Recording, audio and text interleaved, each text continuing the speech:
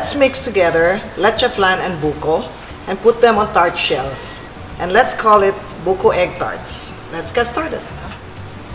For the buko custard tarts, for the crust, you need 3 cups all-purpose flour, 1/2 cup of sugar, 1 cup of cold butter, 1 whole egg, 3 to 4 tablespoons of cold water, 1 teaspoon of baking powder. For the filling, you need about 1 to 1.5 cups of buko, 5 whole eggs, 1 can evaporated milk, which is about 1.5 cups, 1 can of condensed milk, and then calamansi rind. Alright, to mix, you put here in the bowl. You can do this by hand, but we'll just use a mixer. I have here flour, sugar, baking powder, and then what's this? Just mix it.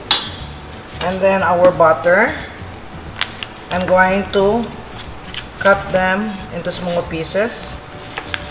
Your butter should be cold.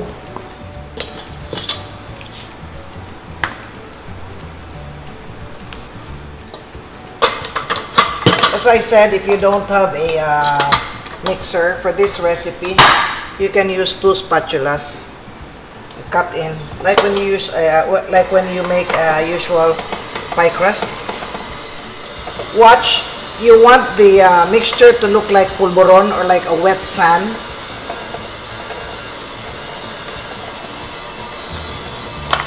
Then let's prepare 1 egg. Water is variable. You might not need all of the 3 to 4 tablespoons of cold water. When you make pie crust, just remember, if you use butter, you need cold water. If you use margarine or shortening, you can just use tap water. Alright, if you look at the mixture, you will see it's like sandy. It looks like pulburon, see? Though I still have some butter, but they're slowly breaking down.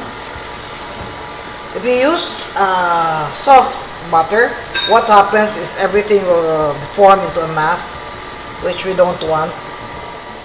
Once you see that it has cut up 80% of the butter, then we add in the egg, and then slowly add in the water, all at low speed.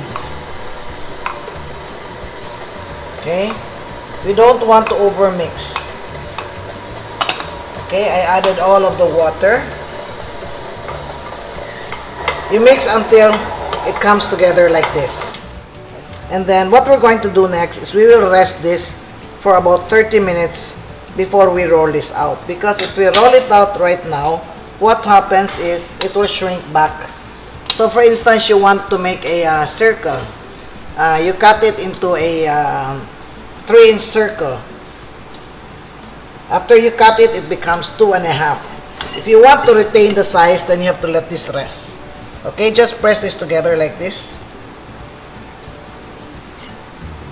I added about 1/3 cup of water overall. But remember, I told you it's variable. So you can cover this with plastic. What I'm going to do now is I'm just going to cover this with a bowl. What's important, it's not going to rise. What's important is there is no air. Okay? So let's make the custard. While we're waiting, let's make the custard. For the custard, we're going to break 5 whole eggs. This recipe is more like an egg pie with buko. Okay, then you break the eggs. Don't use a wire whisk, because I find when you use the wire whisk, it tends to have a lot of bubbles. And then we have our condensed milk. I like using Bravo condensed milk, very affordable. And then we have evaporated milk. I prefer evaporated milk over fresh milk or whole milk for this recipe.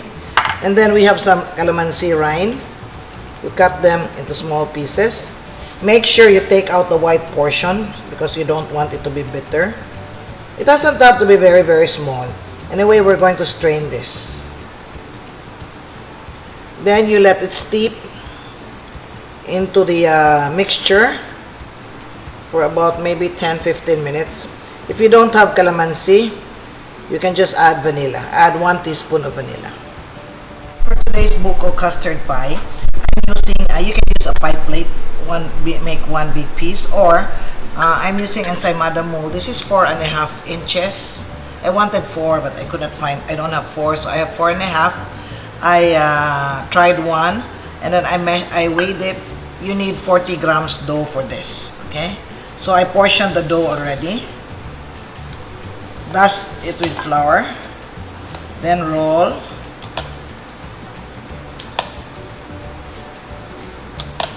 Okay, and then fit this here. If it's kulang, you can just press it, okay? And then see, I have a portion here which is thin, so I just patch it. I get extra here and patch it, and then push it towards the inside, huh? See? Push it in. Like this portion, see? I have kulang here, so I'll put it here. So look. Okay, these are your tarts. This is the shells. Okay? After you finish putting the crust on the molders, you prick them with a fork so that it will stay flat, and then you bake it at 375 degrees for 15 minutes. You just pre-bake. You don't need to bake it thoroughly. Next, we're going to strain this. Okay, we strain to remove the calamansi peel, and also we strain it so your custard is fine in texture. And of course, there are membranes in the eggs that do not really, that will stay as it is, like this one. So we strain them out. Okay. Alright, let me tell you something. If you do not want to pre-bake the crust, you can. However, if you don't pre-bake the crust is a little bit soggy. Okay? So I'll put buko first. This recipe, using these tart shells, tart molders, we were able to make 15, 30, 28 molders. This time we'll bake this as a slower oven so that the custard will be smooth and flat. I have many recipes to share with you. If you're interested, please like, share, subscribe, and click the notification bell so you can be alerted when a new video is uploaded. Use a cake tester. Try to pry it if you can easily remove this from here. If there's any custard when you were pouring it that spilled into the baking molder, then there's a tendency for it to stick, okay? Then you can keep this chilled. You can keep this in the refrigerator about 3 to 4 days.